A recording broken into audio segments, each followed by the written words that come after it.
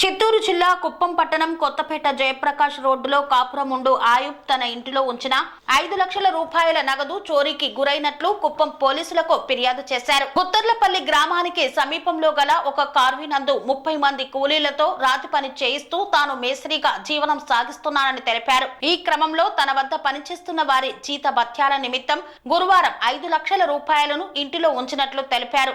తన ఇంటిలో తన తల్లితో పాటు 12 సంవత్సరాల తమ్ముడు ఉన్నాడని, తాను పనికి వెళ్లిపోగా తమ్ముడు స్కూలుకు వెళ్లారని, మధ్యాహ్న సమయంలో తల్లి సమీపంలోని ధాలవాయి కొత్తపల్లి ప్రాంతంలో గల బంధువుల ఇంటికి వెళ్లడం జరిగిందన్నారు. సాయంత్రం ఇంటికి తిరిగి వచ్చిన తల్లి ఇంటి తలుపులు తెరిచి ఉండడాన్ని చూసి లోనికి వెళ్లగా బీరువా లాకరు సైతం పగలగొట్టి ఉండడాన్ని గమనించినట్లు తెలిపారు. ఎవరో గుర్తు తెలియని వ్యక్తులు తమ ఇంటి తలుపులను బీరువా లాకర్ను పగలగొట్టి అందులోని సొమ్ము కాజేసినట్లు గుర్తించడం జరిగిందన్నారు. ఈ విషయాలను కుప్పం పోలీసుల దృష్టికి తీసుకువచ్చామని, వారు తమకు న్యాయం చేయాలని కోరారు.